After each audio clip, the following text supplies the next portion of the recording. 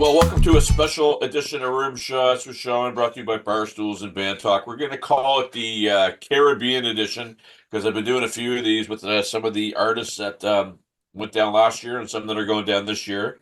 And with me, I have Mr. Steve Maillet. Sir, how are you? Very best. How are you? Great, man. You're in Good. Moncton, right? I'm in Moncton right now, buddy of mine studio, sign out studio. It's a balmy day in Moncton, and this very spot where I'm sitting is where I'm looking forward to releasing a single here soon. So hopefully we'll get that done before our first trip down to Cuba. Well, you know what? You'll have to keep me in the loop on that because I'd be happy to promote it for you. Perfect. Yeah, man. So, you went down last year. You were telling us on the just before we started that you were supposed to go down to the country go, and you get snowed in. But you made it to the Cuba Goes 80. Well, it wasn't Cuba Goes 80s, I don't believe, last year. But talk Yeah, a little yeah, bit it of was. was it? Okay, perfect. Yeah, the Caribbean goes country, Caribbean goes 80s. So you're going to be doing both of them this year. I am, yeah. Excited. Um, so what new resort? What do you think we're going to be looking forward to? Well, I travel down to Cuba quite often, as I was telling you earlier, so I got to see a few different resorts. And actually, a really good friend of mine is head of customer service at the new resort as well, too. So I kind of have an in on, lots of pictures and the activities and all the different things that are happening at the Grand Aston Resort in Veradero Beach. It's uh, it's brand new, renovated, five-star resort. It's a little closer to downtown. You're not out on the peninsula, but you can't go wrong with Cuban beach and Cuban drinks, music, and helping people. Well, this is it, and I heard the same. I heard that the resort is wonderful. I've seen some pictures. What was the experience like for you there last year? Obviously you probably get to meet some people you never met before. But what was the experience like? Well, it all started for me. I took a trip with my wife about 8 years ago down to Veradero, and I met a fellow musician that night, Orlando Casuso, who became a really good friend of mine. And Orlando told me a story 8 years ago when I met him. He asked me where I was from, and I said the East Coast of Canada, and he said Toronto, and I said no, a little further, and he said Halifax, and I said actually no, I'm in Moncton, New Brunswick. He says I've been there. Well, my eyes lit right up because for anybody that knows Cuba and the politics that's going on and it all, it's pretty much impossible for a Cuban to leave Cuba and to come to Canada. So as the story went on, he said, my best buddy Dennis Woodworth brought me to Canada with the Cuban baseball team, and he played in Bridgewater. He also played here at Casino New Brunswick in Moncton.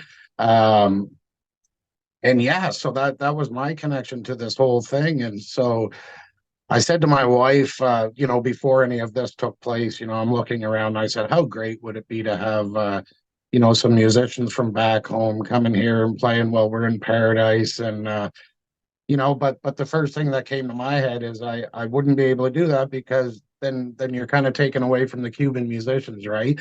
Right. So then the thought came to like, well, how can I raise money for the Cuban musicians or the Cuban people? And fast forward 4 or 5 years later, this whole event came up. Dennis and I shared a few messages together, and the rest is history. I've been committed to the integrity of this event since day one. I see the importance of it really. But for the people that are thinking or that have already came down there, it's just one of those things where you need an hour. You need an hour and a half. You and I would need an hour and a half for me to tell you how it really is down there. You get that many Canadians together Yeah. and on a resort, with the white sand beaches and the pools. We had Signal Hill playing at the '80s event. Everybody was in the pool in the afternoon. Us musicians got to chill and hang out with each other, which we never get to do. We spent the day in the pool together, and then we would all collaborate and do shows together at nighttime. It was a beautiful thing when everybody came together. You understand I'm sure, like when we got down there, the back line isn't what we're used to. There was no green rooms, there was Yeah. no, none of that. So our green room was actually out with the people to come and join the event with us, and it was I'll cherish that 7 days for the rest of my life, that's for sure. And I'm looking forward to a couple more.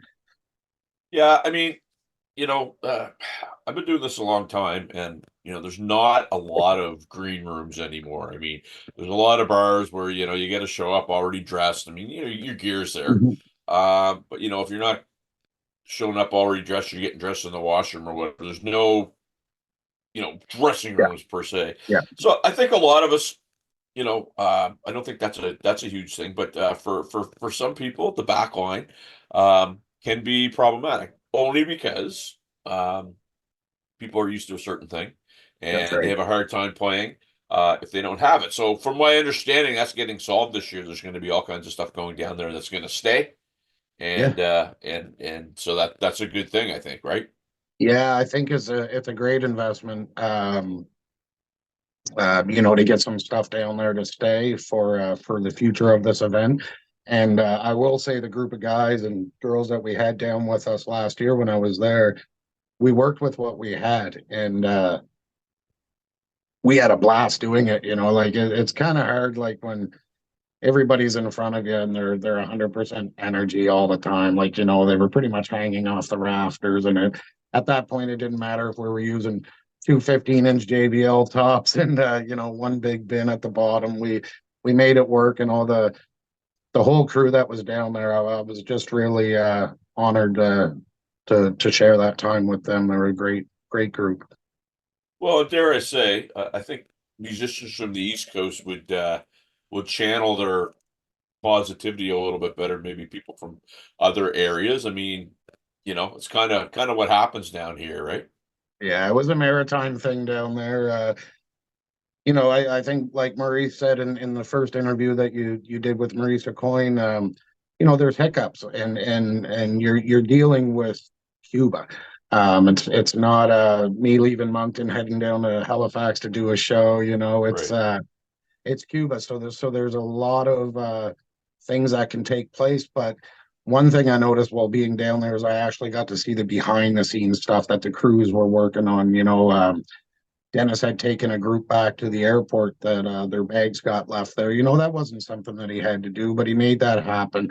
Um, just the everybody coming together, the language barrier between the musicians and the sound guys, it was kind of cool. Yeah. We'd make jokes to each other, and we were all best buds by the end of the week. It was something special, that's for sure. And to see the gross amount of supplies that were brought down there. We asked everybody from the start, with the amount of people that we have coming, if everybody brought a minimum of 10 pounds of humanitarian supplies, it could be school supplies, hospital supplies.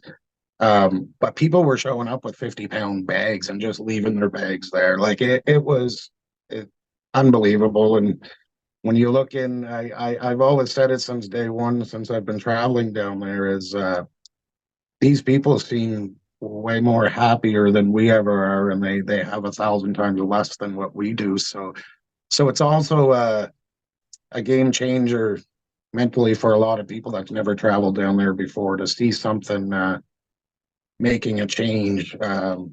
Little by little, it's a pretty special thing.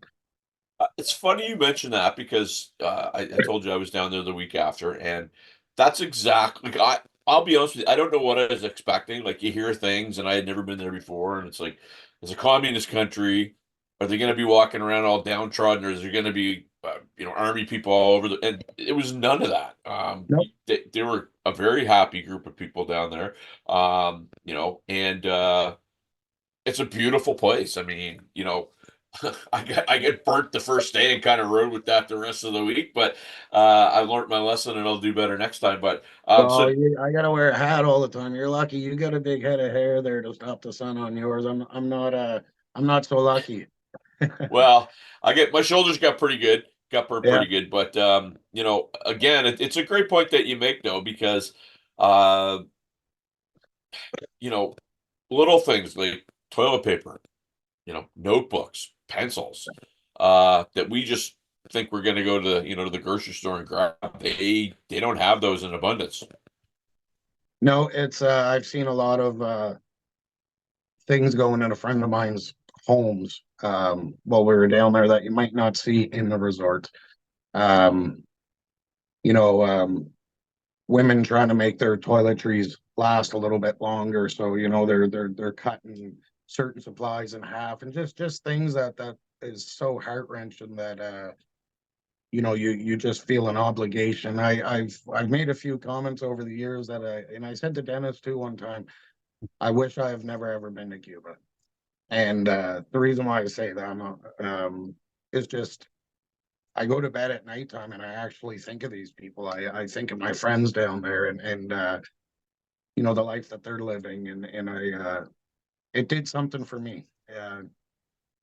I appreciate life a lot differently than I did before my visits down there. That's for sure.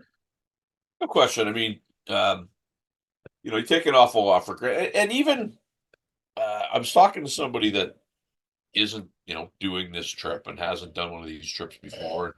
They were kind of viewing it as, oh, well, it's a vacation slash party. And I was like, well, my point of view is so I started working with Dennis, I don't know, a month and a half ago.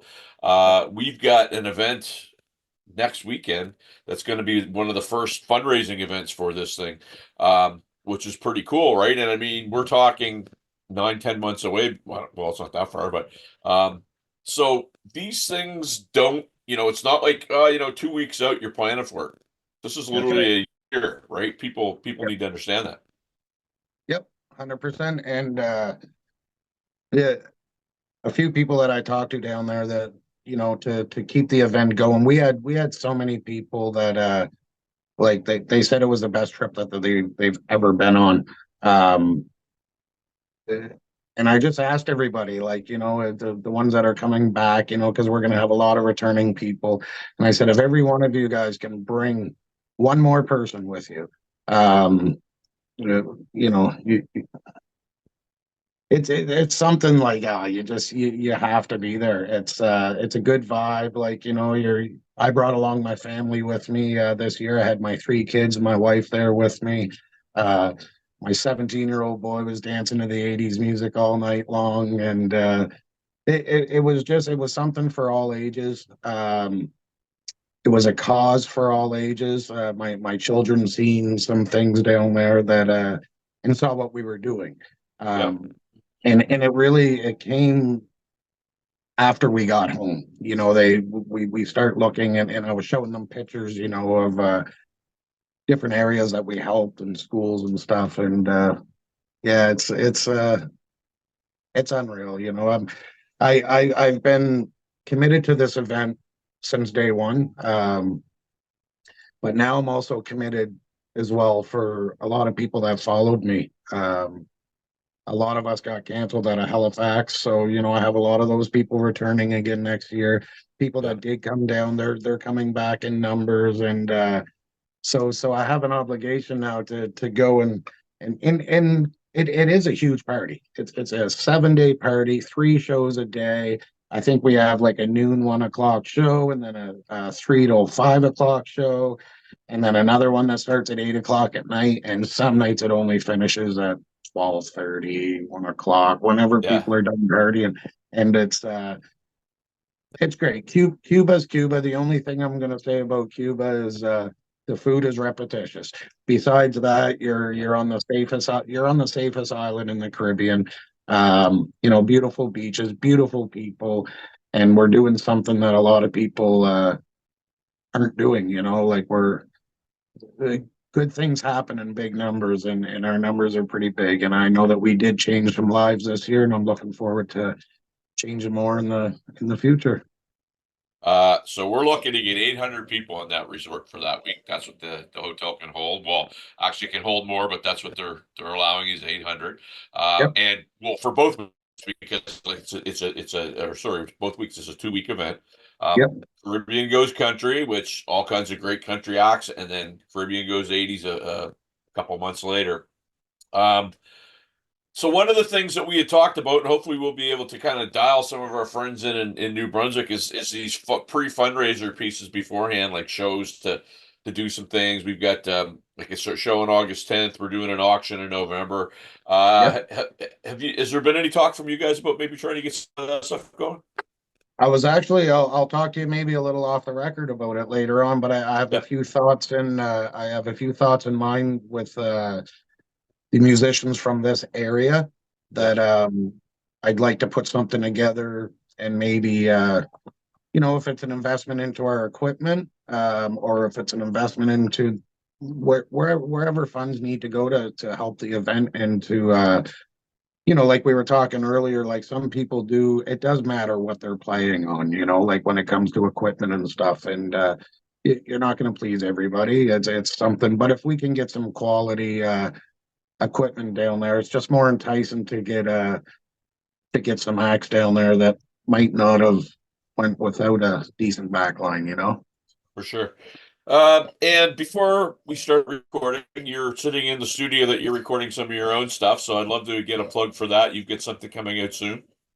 Yes, 100%. I got a few originals that I've been working on, and the great thing about it being your own song is when you're not happy with it, you can always make changes. Yeah. Pre-recording. So I've been sitting on them for a while, and I got a great group of guys together.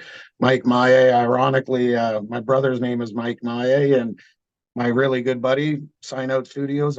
His name's Mike Maillet as well too. So, and his father's name's Steve Maillet. So it's quite the complicated thing here, but yeah, I'm surrounded by a great group of musicians down here that I know that can help me get something cool and solid out there for everyone to listen to. And you'll never mess up the Christmas card. So that's an added bonus too, right? That's right. All right, sir. Parting shot. So uh, this is your pitch. This is one of the guys who is, we'll call you a legacy performer of this thing, a legacy person. What's your pitch to the people that we're trying to get down there? 800 on both events.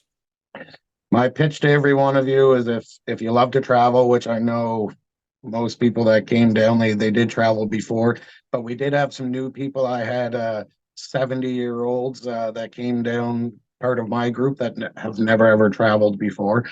Some people that haven't even been on an airplane together or before. Grab a few friends, get together, reach out to Dennis. There's a whole new way we're doing things this year. You just have to purchase the tickets through Dennis, and you can book through him as well, or you can book on your own, or you can book with another travel agent.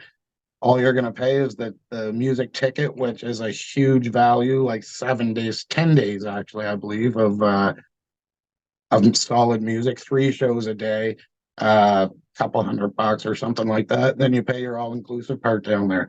You don't have to stay on the resort. But what I did notice this year is usually I go off the resort, and I was looking forward to taking some of my musician friends off the resort to show them the Beatles bar and different places. But we didn't want to miss any of the fun. Like, we actually stayed on the Yeah. resort for the whole 7 days. We wanted to support each other. And to the people that did come down, as I said before, bring along one more person with you. It's going to make a huge difference. If everyone brought along one more person, we're going to make a huge difference. And I promise you guys, loads and loads and loads of fun. And I promise you a full heart when you come home. Couldn't have been said any better. Look forward to cracking a few beers with you there, sir, in April. Yes, And 100%. we'll have to get to Moncton really soon and see you perform. Thanks a Yep. lot, Steve. Really appreciate your time, my friend. All right. Take care, guys. 2025. See you soon.